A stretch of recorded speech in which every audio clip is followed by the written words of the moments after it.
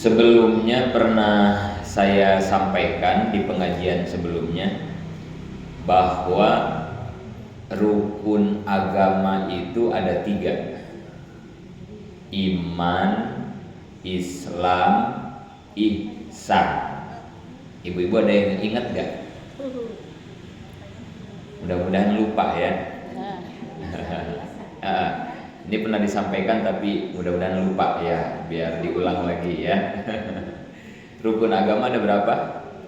3: iman, Islam, ihsan. Artinya orang baru dianggap beragama kalau dia punya rukun yang 3 tadi, gitu. Baru dia disebut beragama. 1, iman. Kalau kita bicara iman, berarti kita bicara masalah akidah. Jadi kalau kita bicara iman, berarti bicara masalah apa? Akidah.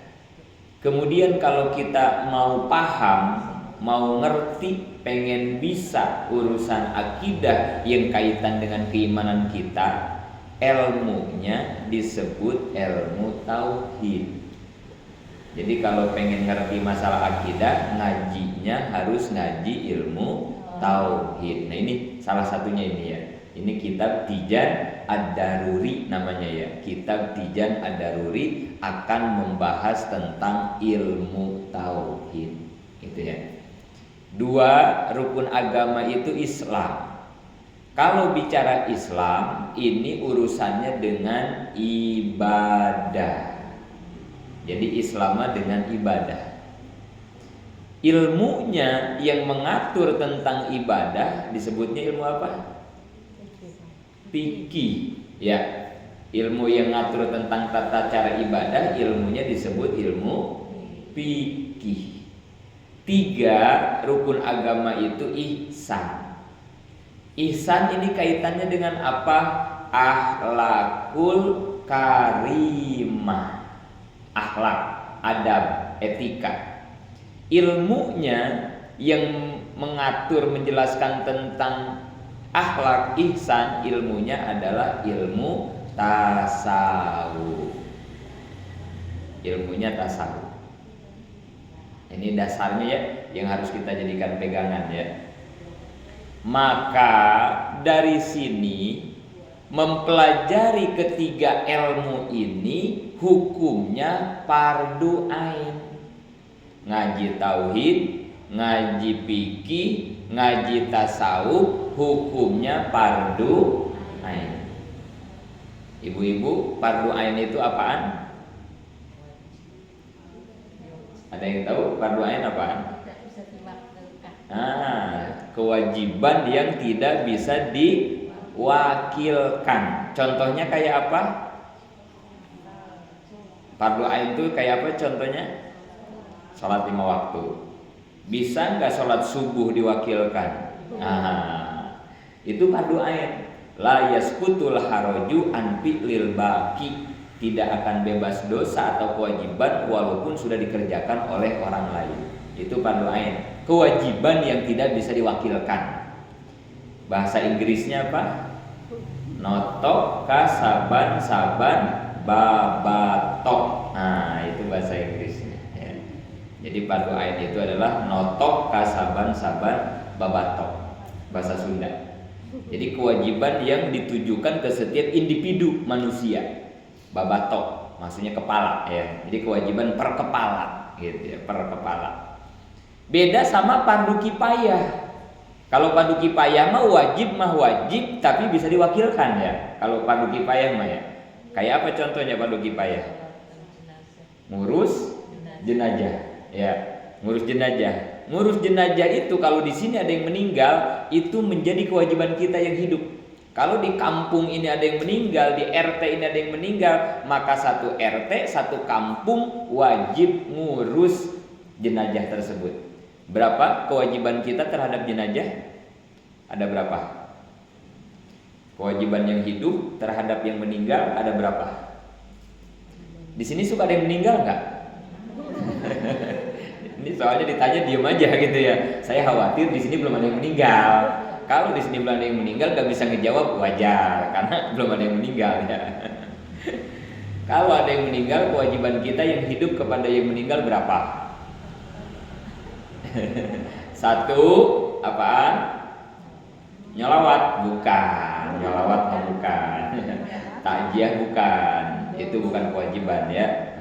Satu, mandiin ya, kewajiban kita tuh memandikan. Dua, kapani, dibungkus. Tiga, nyolatin. Empat, nguburin ya. Jadi ada berapa?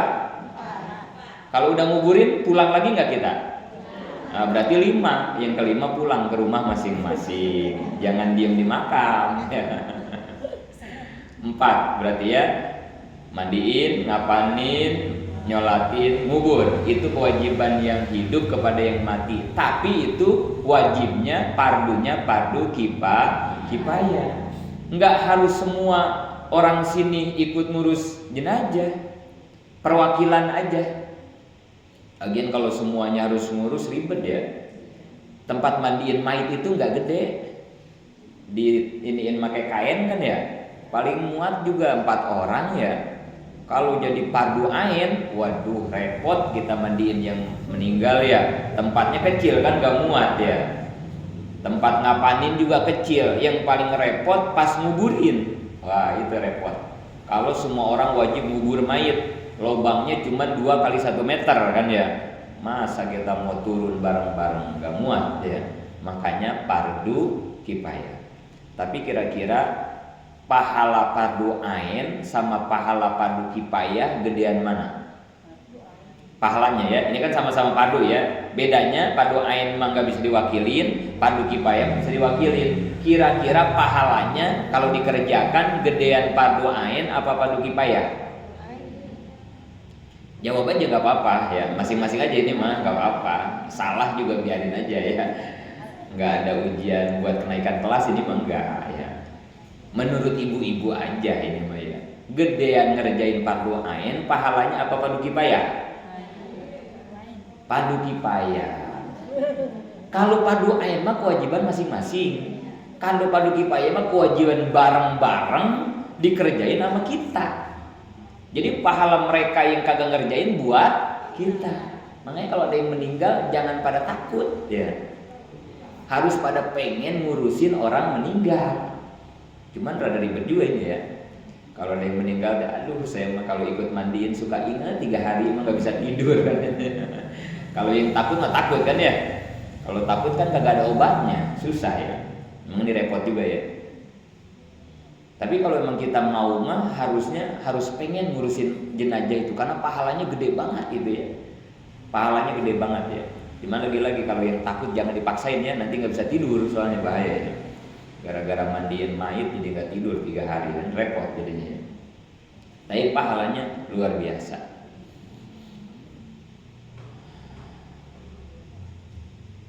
Kemudian ilmu sama, ada yang ilmu fardu ain, ada yang ilmu fardu kifayah mempelajarinya ya.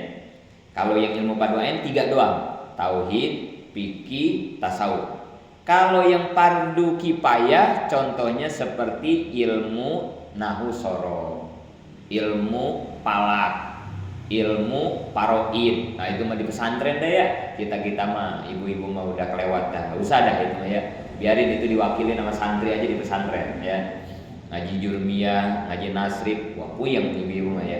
Udah biarin, itu fardu kifayah.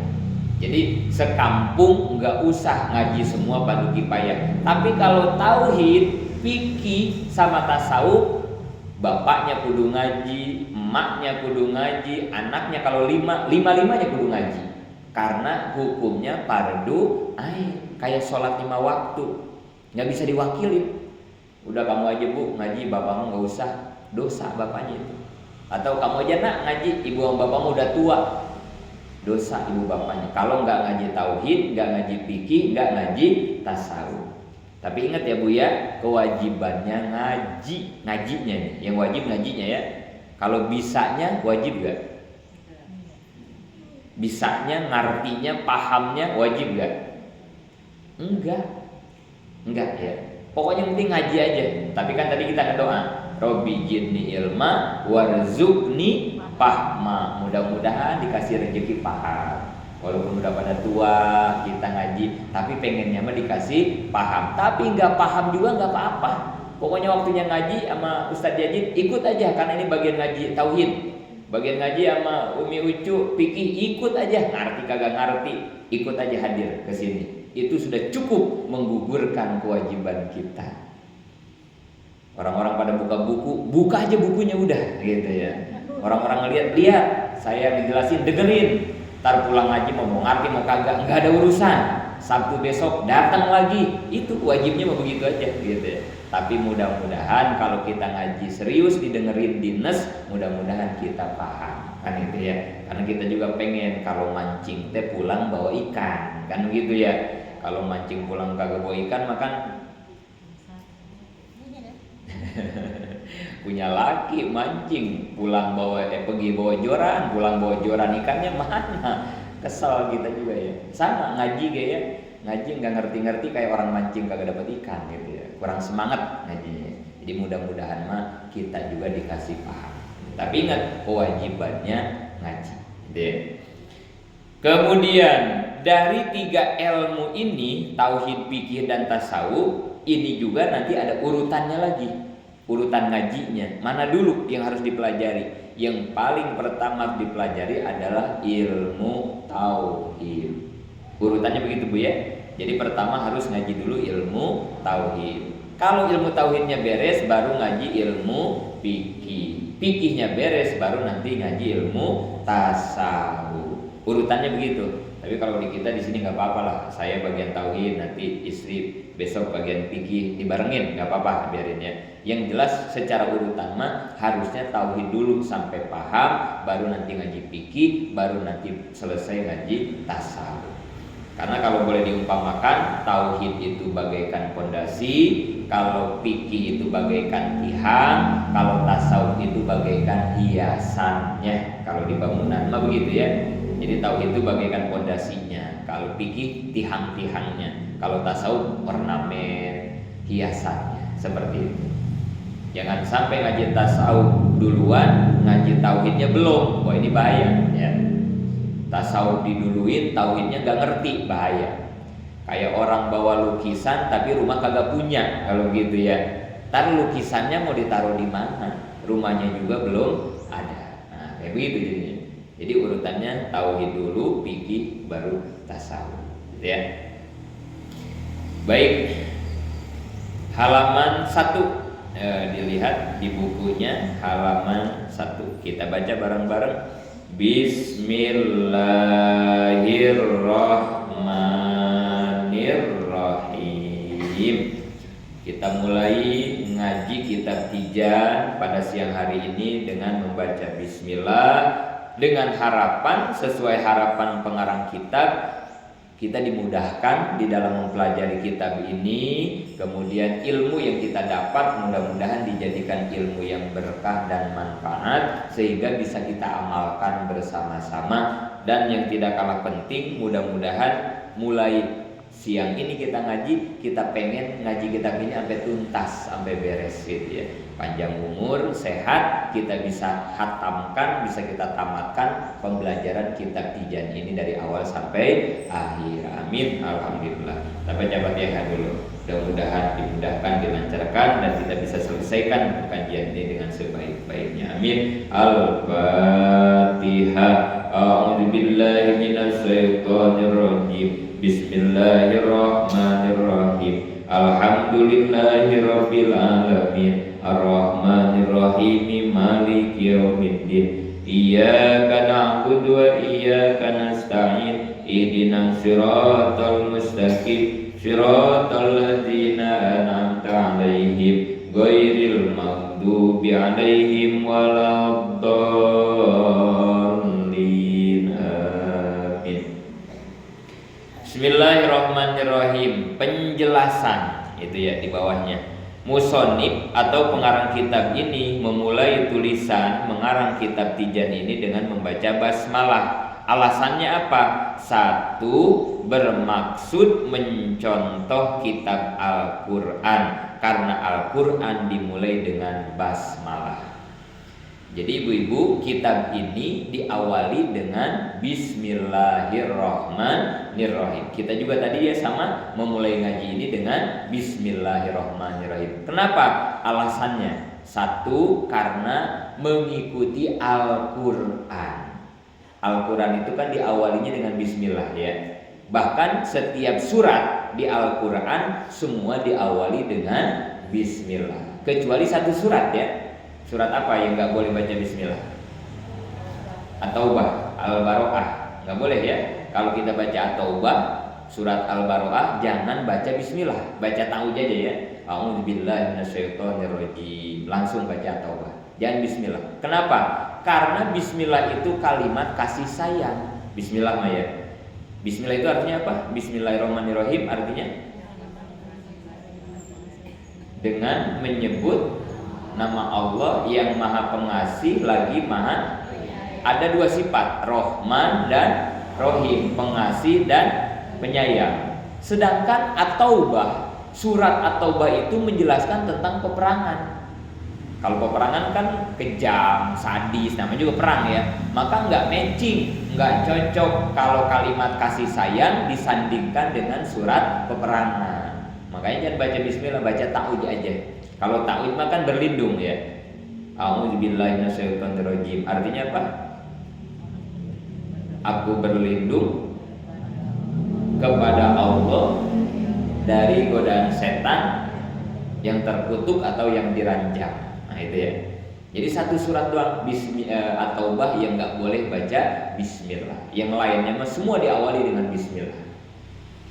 Kemudian juga yang harus kita pahami, di Al-Quran itu ada hatinya. Qalbul Quran, hatinya Quran. Hatinya Quran itu surat apa? Yasin. Sentral, pusat dari Al-Quran itu adalah surat Yasin.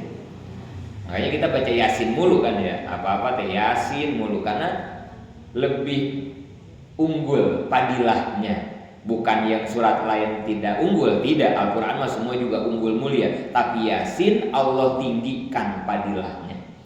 Terutama yang punya hajat ya, ibu-ibu ya. Kalau lagi punya hajat, baca Yasin 41 kali, insya Allah mustajab. Banyak amat 41 kali ya.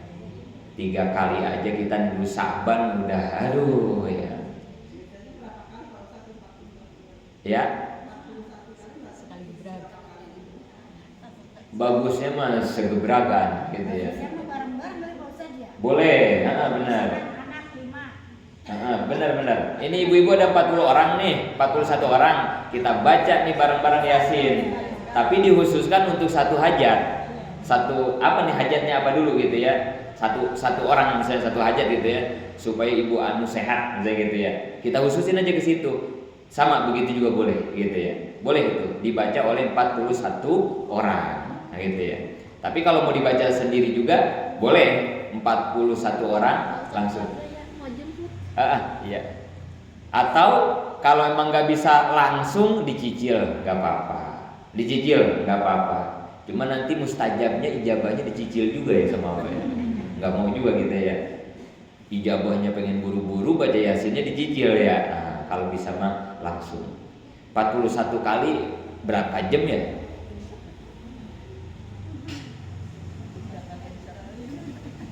Kita baca Yasin 3 kali berapa jam kalau nisfu Saban?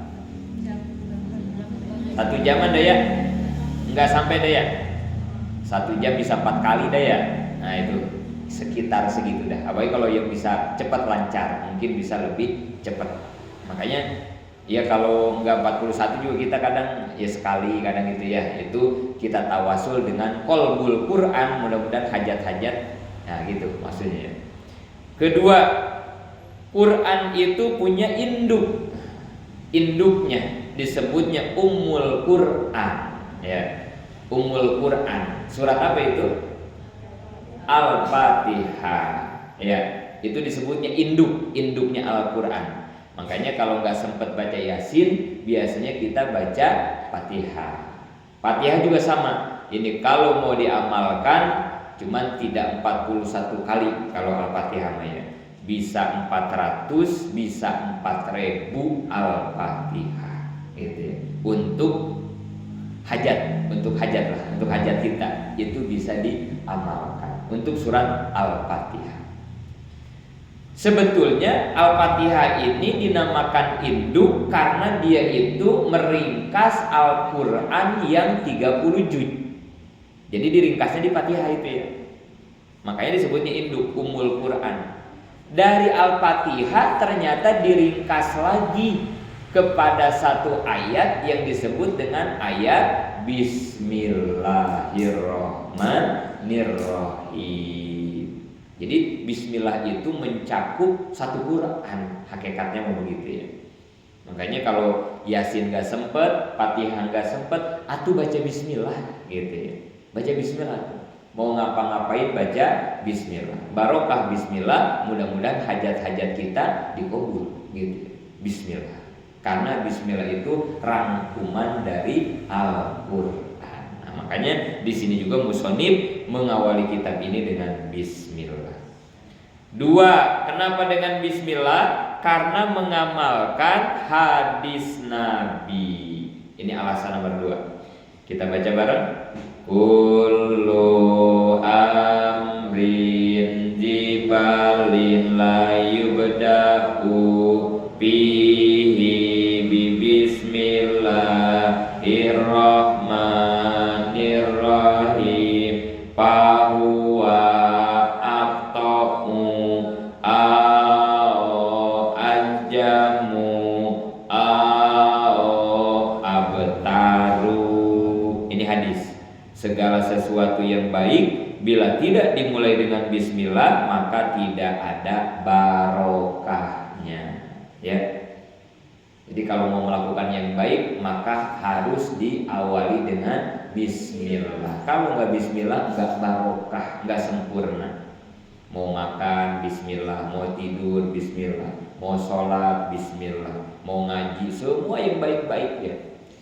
Kemarin mungkin sama Umi di pelajaran fikih juga sudah dibahas ya. Bismillah itu ada yang wajib, ada yang sunnah, ada yang mubah, bahkan ada yang haram gitu ya. Tergantung pekerjaan yang akan kita kerjakan. Berarti kalau yang wajib kan jadi wajib kan begitu, yang sunnah jadi sunnah. Jadi biasakan memulai sesuatu apapun dengan bismillah. Kita juga suka ya baca bismillah ya, tapi kalau udah kepepet kita mah bismillahnya kalau udah kepepet kan nyelah motor kagak hidup-hidup baru makanya bismillah dulu gitu kita mah ya. Jadi udah kepepet baru ingat bismillah ya. Muka pintu keras banget makanya bismillah dulu gitu. Padahal mah sebelum buka pintu bismillah, sebelum nyelah motor bismillah, mau pakai baju bismillah. Orang tua kita mah dulu ya ampun ya, ngangkat nasi bismillah, mau nurut semua bismillah ya. Bismillah. Supaya apa? Supaya pekerjaan itu jadi barokah. Bahkan kalau lupa di awal, bismillah itu boleh dilakukan di tengah-tengah ya. Makan saking laparnya sampai lupa baca bismillah kita ya. Udah tengah-tengah baru ingat, astagfirullah belum bismillah. Nasi udah habis setengah. Boleh nggak di bismillah di situ? Masih boleh. Bismillah wal awwalu wal akhiru. Gitu bismillah. Kalau udah habis nasinya, udah sendawa gitu. Baru ingat, aduh belum baca bismillah. Boleh nggak di akhir? Bismillah di akhir boleh nggak? Enggak. Itu mah harus diulang lagi, ngambil lagi nasi sepiring. Ulang lagi makannya ya. Di akhir mah nggak bisa ya. Bismillah harus di awal ya, harus di awal. Iya, sampai di situ aja ibu-ibu ya. Nanti kita lanjutkan. Alhamdulillahirabbil alamin. Mudah-mudahan manfaat. Robin